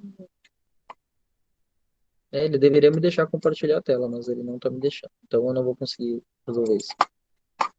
Mas se vocês entrarem ali, vocês vão ver que ele tem... Ótimo, muito obrigado. Alguém acabou de fazer isso por mim, me deixou muito feliz. Quem fez isso que não aparece aqui para mim? Patrick, não, tá escrito aqui, o boca aberta não vê. Vejam, tá, isso aqui está em inglês, mas a gente consegue traduzir. Reparem uma coisa interessante que eles têm. Primeiro, as letrinhas góticas deles. Né? As letrinhas góticas, para mim, é o auge do vinho alemão, esse vinho com as letrinhas que às vezes tu tem dificuldade de entender que letra que é. Se aquilo é um F, é um J, é o que for. Tá? Aqui eles têm central o nome de um produtor, e esse nome de produtor varia muito, às vezes é o nome do vinhedo, tem vários nomes muito parecidos, que é outra coisa que eu ia comentar da Alemanha, acabei esquecendo de dizer. Quem é do interior do Rio Grande do Sul, acho que no Oeste, Santa Catarina também tem isso. A família casa, né, os filhos vão casando. Primeiro que não é um filho, né, são 35 filhos. Aí os filhos vão casando e aquela terra que era ali 500 hectares, ela vai ser dividida em 35. Os 35 filhos vão ter mais 35 filhos. Eles dividem aquela terra e dividem, e dividem, e dividem. E hoje tu chega na Alemanha, ela é um rendado de pequenas propriedades familiares pequenas, tá? Pequenas propriedades pequenas, hein, óbvio. Por causa disso, eles as terras vão sendo, vai tendo associação das terras e eles vão dividindo, a família vai dividindo ali. E isso faz com que eles tenham pequenas propriedades. E por isso que muitas vezes tem coisas muito parecidas. Tem, por exemplo, fulaninho Medeiros, e aí do lado tem o outro fulano, cicraninho Medeiros. Você nunca sabe bem ali quem é quem, tá? E como os rótulos são meio confusos, isso nem sempre é fácil de perceber. Mas aqui eles teriam algo como a marca do vinho ou mesmo o nome do produtor. Aqui eles têm as duas coisas, né? Isso aqui que eles chamam de Erben Cabernet seria o nome do vinho. E ali em cima tem o produtor, tá? Algumas vezes eles têm o nome do vinhedo que vem, é o produtor tal, o vinhedo tal, pode acontecer isso. Aqui em cima diz white wine, né? Vinho branco, que não estaria escrito assim, né? Não estaria escrito white wine, né? Em alemão. Como é que é mesmo? Em alemão, vinho branco. Tô com uma amnésia não sei sinceramente. Mas tudo bem. Safra, como é normal, né? Agora, essa linha de baixo aqui, isso não precisa estar exatamente nessa disposição, tá? Mas essa linha de baixo aqui diz que vinho, que classificação é essa naquela primeira classificação? Vinho de mesa, vinho de indicação de procedência, vinho de denominação de origem. Aqui seria o QMP, né? Pode ver que está dizendo ali Qualitetes vai me predicar. Obrigado, Patrick, estava certo. Eu só não imaginava que eles falavam tudo junto assim. Que Weiss é branco, né? Diferente de Weizen, que é trigo. O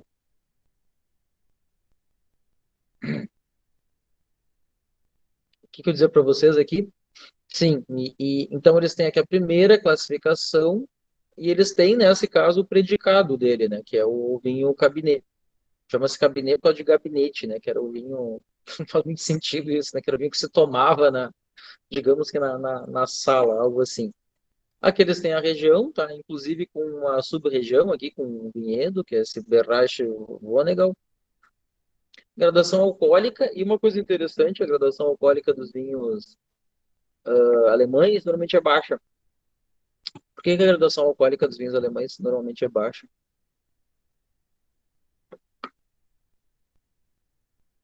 O mais alto que encontrei foi 13,8%. Isso aí mesmo, se a gente tem. E esse teu 13,8 provavelmente é aqueles assim de sobrematuração das uvas. É esse o ponto. Então é normal que eles tenham menos açúcar, mais acidez nas uvas, se mantém como isso aí no vinho, em um vinho com menor teor alcoólico e com mais acidez. Tá? Eu sempre faço questão de dizer, assim, né, quando a gente fala sobre esse tipo de reflexão, né, do porquê que a gente se matava lá no começo da unidade falando sobre regiões, maturação, por que que é assim, por que que é assado, por que que uma região quente traz vinhos assim, por que que uma fria traz vinhos assim, para a gente poder olhar um estudo desses e entender, olha, é por isso que o vinho alemão é desse jeito. Às vezes tem rótulos assim que eles têm, por exemplo, produtor, vinho tal, de tal vinhedo, e aí começa a ser tem rótulos que são horríveis, tá? Efetivamente horríveis. E às vezes, como eu disse, a gente não enxerga as letras, tá? Mas vocês tendo bem claro isso aí para vocês, que eles têm 3 níveis básicos lá, como mesa, vinho de IGP seria, que no caso deles é o QBA, e o QMP, que se desdobra lá em 7 níveis, né? Vocês conseguiram ter uma síntese boa de como se virar com o rótulo alemão, tá? Outra coisa que não tem aqui nesse rótulo, sente falta, a classificação dele entre seco, meio seco e doce, tá? Cuidem que às vezes vai aparecer a expressão trocken ou halbtrocken. Falando dessas duas, será que vocês não conseguem... muito obrigado. Será que vocês não conseguem entender, assim, o que que uma quer dizer, o que que a outra quer dizer? Vocês, todo mundo, tá? A gente não foi específica para o grupo. Esse rótulo tá melhor, tá? Já digo por quê.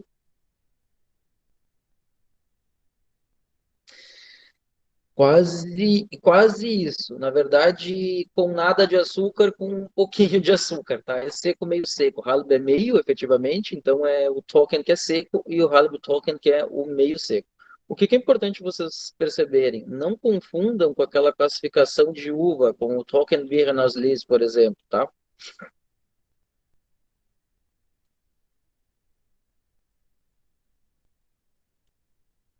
Que é outra coisa, que isso aí está falando do quanto, inclusive essa palavra ali está dizendo, que a uva é seca, que a uva está mais seca, é basicamente isso, tá?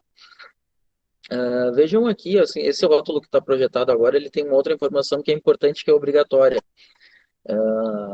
Eu não lembro o que isso quer dizer efetivamente, o A eu não lembro, mas se vocês cuidarem aqui, no canto direito inferior do rótulo, onde tem a letrinha C, tem um AP número tal. Não sei das quantas, Prüfung, algo como o número de registro do vinho que está ali, tem que estar no rótulo, tá? Não é no contrarótulo nem nada. É isso aí, é dessa forma mesmo. Deixa eu ver se eu queria falar alguma outra coisa desse rótulo especificamente. Acredito que não. Mas aprender o rótulo de vinho alemão, assim, é um negócio que leva a vida, tá? Tem dias que tu não vai entender, que tu vai ter que procurar na internet, que tu vai ter que descobrir se aquilo era VDP ou era... E outra coisa, assim, tá? O VDP, isso é importante dizer, se achar um vinho com a classificação do VDP, ele não substitui essas aqui, como, por exemplo, Predicates vai em Cabernet. Pode ser um Predicates vai em Cabernet de VDP tal, de VDP de tal classificação, porque uma coisa não tem nada a ver com a outra. VDP foi uma classificação extra que eles resolveram usar aí para dizer quais são os bons vinhedos daquela região, daquele país, já que eles entendiam que isso aí não era, não tinha essa possibilidade com as classificações legais. Não bastava ser complicado, eles complicaram mais um pouquinho, tá? Deixa eu fazer uma pergunta rápida para todos vocês. Vocês acham que variedade será que é um vinho tinto alemão?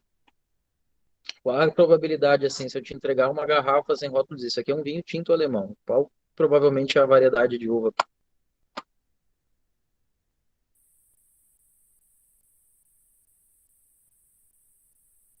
Provavelmente é Pinot Noir, tá? Bem provavelmente é Pinot Noir. Eles têm algumas uvas próprias lá deles, de melhoramento, sobretudo, mas provavelmente vocês vão achar Spätburgunder, que é o Pinot Noir. E eu vou oferecer uma garrafa de vinho alemão para vocês, branco. Qual que será que é a variedade?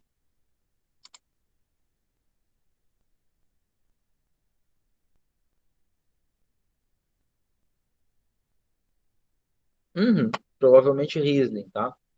É bem verdade que não é necessariamente a que faz os vinhos mais baratos. A gente tem lá Miller Turgal, que as pessoas leem Miller Turgot, elas acham que tudo é francês, né? Não, Miller Turgal, efetivamente. Que de alguma forma faz vinhos um pouco mais baratos, e são quase todas elas cruzamentos com Riesling, porque é o Riesling que eles gostam e sabem que dá certo. Mas provavelmente o vinho vai ser, sim, Riesling.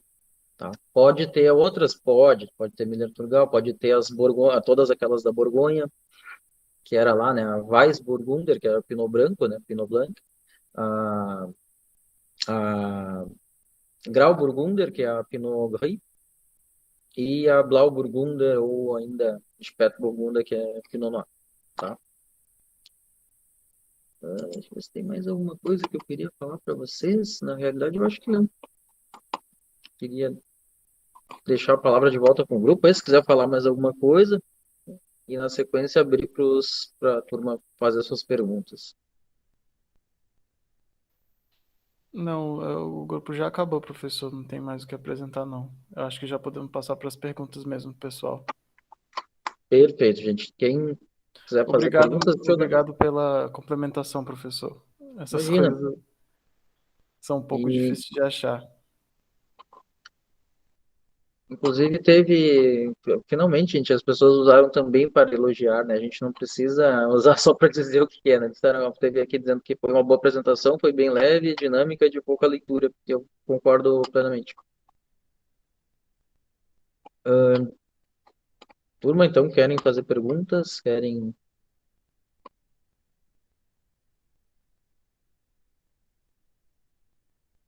Quem já tomou vinho alemão? Eu vi que alguns de vocês, ou alguém, acho que a Karina disse que nunca tomou.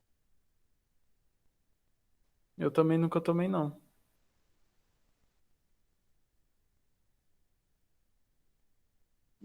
As duas respostas, as três respostas que teve, né, com a anterior não são negativas. Provavelmente a maior parte não tenha tomado. A Bárbara acho que já tomou um branco. Se era garrafa, se era garrafa azul, era Liebfraumilch, né? Tô brincando. A Brenda disse que fez uma degustação. Aliás, aproveitando, né, gente, é legal quando vocês provam algum vinho que vocês consigam ter esse registro para vocês, assim, olha, o vinho era tal, tinha essas características, porque de fato é assim que a gente vai melhorando em análise sensorial.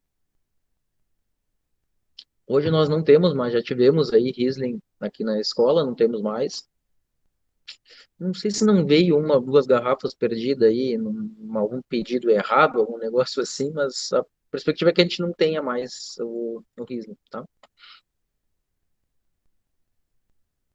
Sabe que existe vinho em Luxemburgo, falou que foi Luxemburgo, né? Existe vinho produzido em Luxemburgo.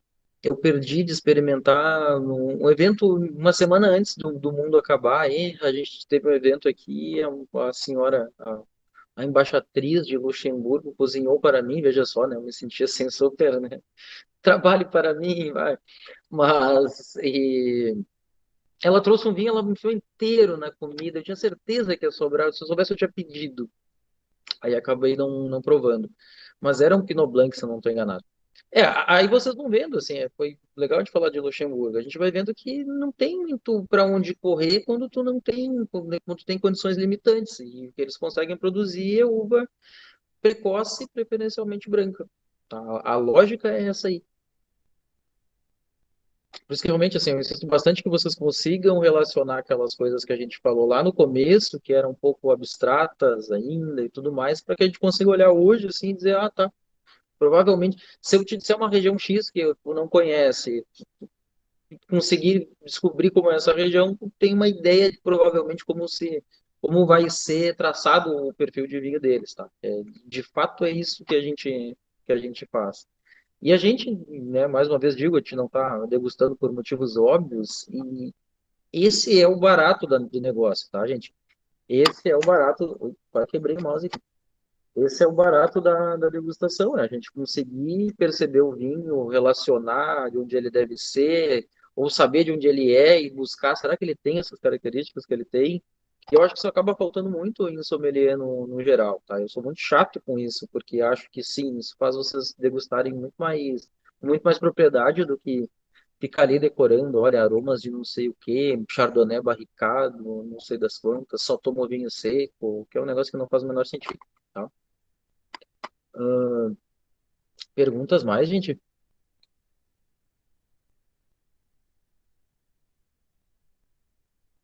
Questionamentos, inquietações, histórias para contar sobre vinho alemão que viu alguém tomar, botar fora, não gostar, qualquer coisa assim.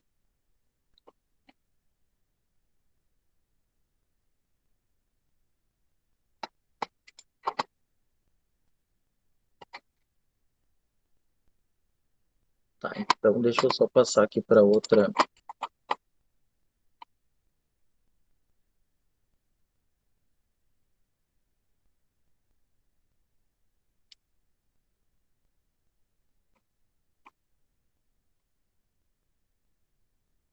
Gente, eu espero que eles não façam esse barulho todo que eles estão fazendo quando a gente retornar, assim, tá um barulho que tá me dando um treco aqui. Eu não vou conseguir projetar para vocês, tá? Porque, como eu comentei já, eu não sei o que acontece aqui, que o Firefox não me deixa fazer isso. Permissões. Ah, peraí. Mas eu não disse para bloquear temporariamente. Ele está dizendo que eu. Peraí, filho. Eu não sei. Desculpem, eu não estou conseguindo. Ah, boa, boa, Bárbara. Tu falou uma coisa. Não, tu não falou do que eu achei que tu tinha falado. Tu falou Canadá, eu já deduzi outra coisa. Antes de falar sobre isso, efetivamente, uma coisa que vocês têm que saber, tal do Eiswein, né? Aí vocês lembrem assim que foneticamente o alemão e o que eles partem, né, de uma mesma língua mãe, vamos dizer assim, ancestral. Foneticamente algumas coisas do alemão tem tudo a ver com coisas do inglês, né? Como é que é gelo em inglês?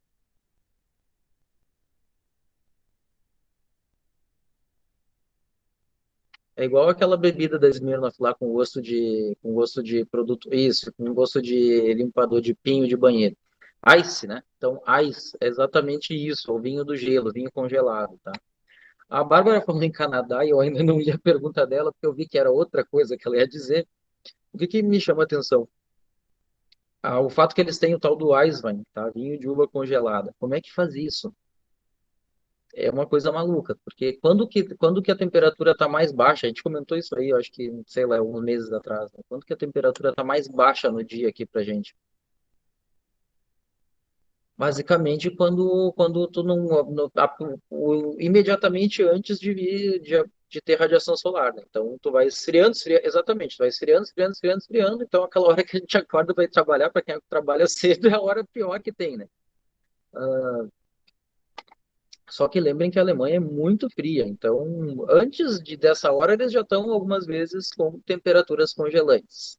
Que não vai ser às 6 da tarde, vai ser lá, enfim, meia-noite, 2 da manhã.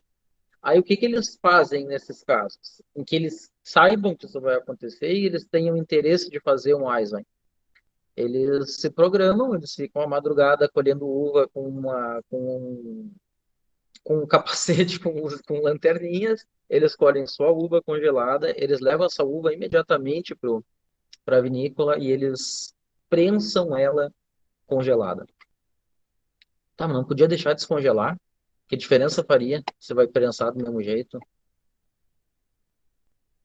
que vocês dizem?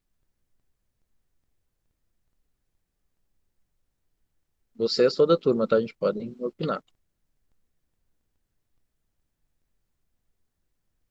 Eu acho que, como todos os outros vegetais, depois que descongela, fica aquela aparência que cozinhou, assim, estragou, sei lá. Deve acontecer isso com a uva também. até não teria problema, tá? Desse ponto de vista, inclusive, quando a gente usa gelo seco na maceração a frio, ajuda porque quebra um pouco a casca, extrairia mais coisas, até não seria essa a questão. Aí eu queria perguntar para vocês aí, quem que fez churrascada domingo, cerveja, Coca-Cola 2 litros, que sempre tem alguém que quer tomar essa porcaria da Coca. E alguém não toma.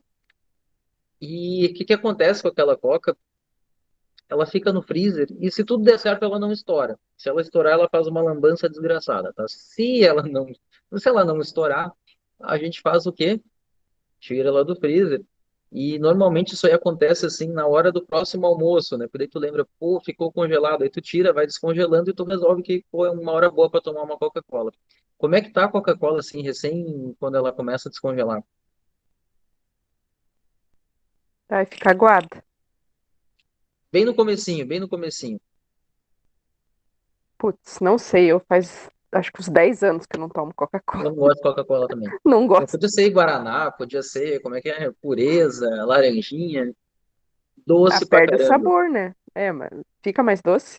Não sei. Doce pra caramba. Eu vou fazer um outro paralelo para eu juntar os dois e a gente voltar para uva, tá?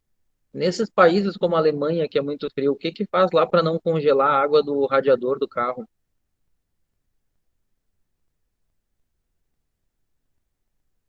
É a mesma coisa que faz aqui quando a serra fica cheia de gelo na pista. Sal. Adiciona. Hã? Sal? Sal. Sal. Adiciona sal para tu conseguir fazer com que a água gele mais, ou melhor, que a temperatura mais baixa não congele ela.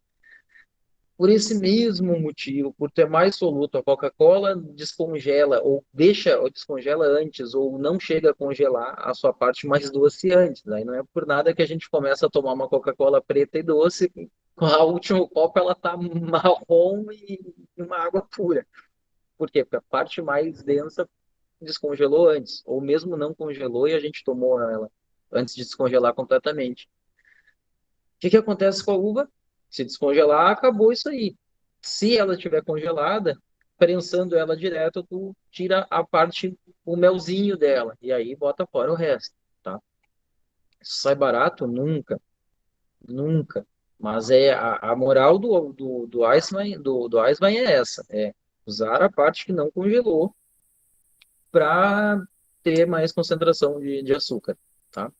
Não é sobre maturação, elas duas, claro, elas provavelmente estejam com uma maturação bem avançada, mas é um pouco diferente da sobrematuração de deixar a uva perder água enfim, por ficar no pé, que acaba trazendo uma série de outros aromas de uva muito madura. É um pouquinho diferente, tá? Faz vinhos bem interessantes.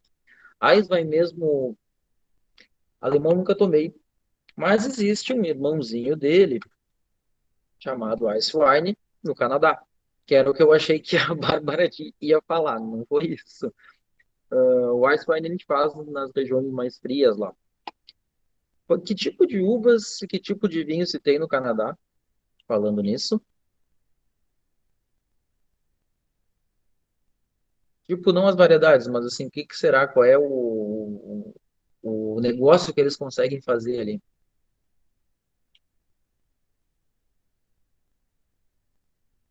Branco, basicamente, alguma coisa de tinto, mas predominantemente branco. Dentre os brancos, uma variedade híbrida chamada Vidal, com que eles fazem ice wine, e sai caríssimo. E aí é um grande negócio fora do real, assim, que eles conseguem fazer, tirando ali, né, de uma variedade que em tese marginal, eles fazem um grande vinho. É verdade que os vinhos da Vidal normalmente são um pouquinho mais baratos que os ice wine de Riesling, por exemplo. Mas sai um vinho de 200, 300 reais. Não chega nem a 375 ml, é uma garrafinha pequena. E eles plantam, sobretudo, variedades brancas, incluindo Riesling. E aí a Bárbara me pergunta se é por isso que, talvez é provavelmente por causa do frio, muito provavelmente. Tá? Muito provavelmente a escolha de variedades que eles fazem é porque é o que é possível plantar lá. Eu nunca tomei Riesling canadense. Uma amiga minha foi para o Canadá e chegou a visitar as regiões, me trouxe até uma cartilhazinha deles. E aí tu vê que é tudo o Riesling, vai dar o Riesling, por aí vai. E assim a gente consegue ter uma ideia, né, do que cada lugar produz, só pensando aonde que tá, que quão quente é, o quão frio é. O Canadá também é bastante frio. E ninguém fala em vinho canadense, sim, existe. E tem essa especialidade, o ice wine deles é bem conhecido.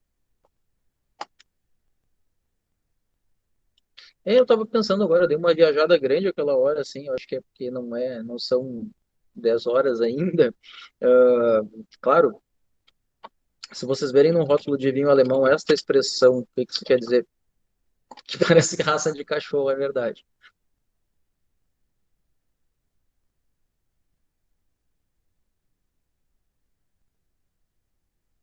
Aham, não, aí que tá, olha só, foi bom tu falar disso. Mas pensa na fonética do inglês, não. Pensa, foi boa a tua dedução, mas pensa na fonética do inglês, não, do alemão, né? Pensa na fonética das duas ali.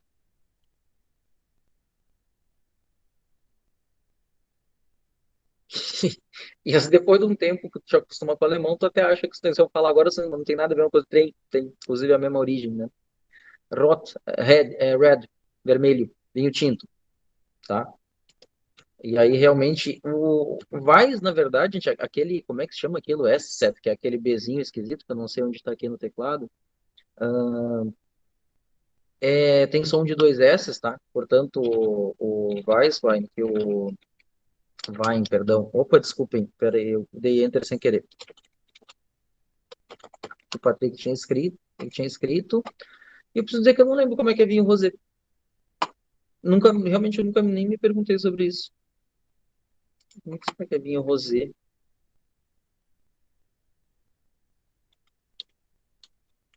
Vou tentar aqui ver se o Google nos ajuda. Uh-uh.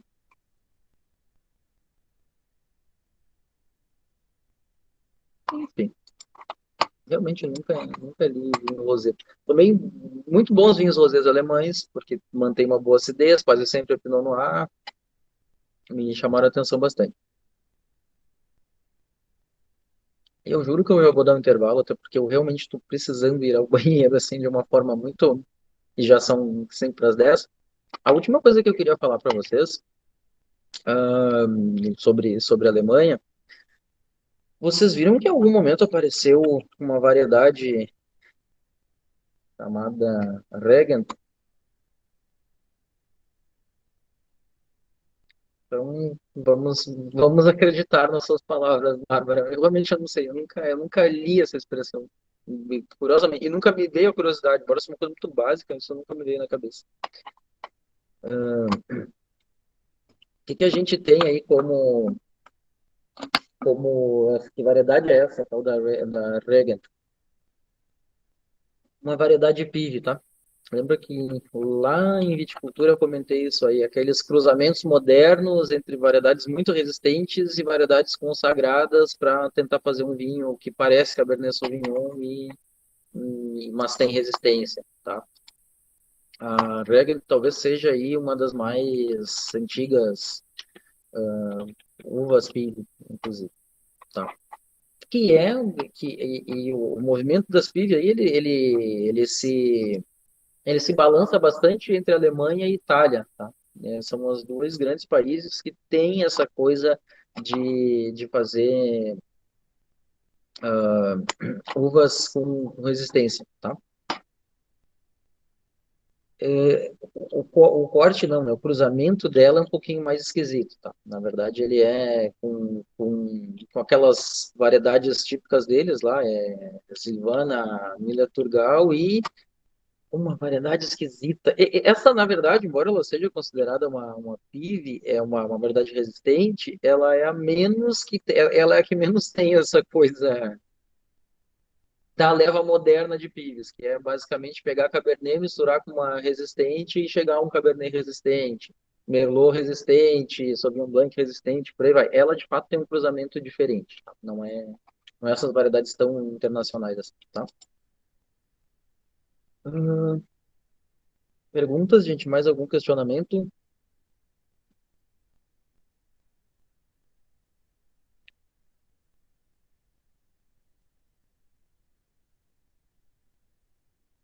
Então, agradeço ao grupo, tá? Vou encerrar essa primeira parte da aula.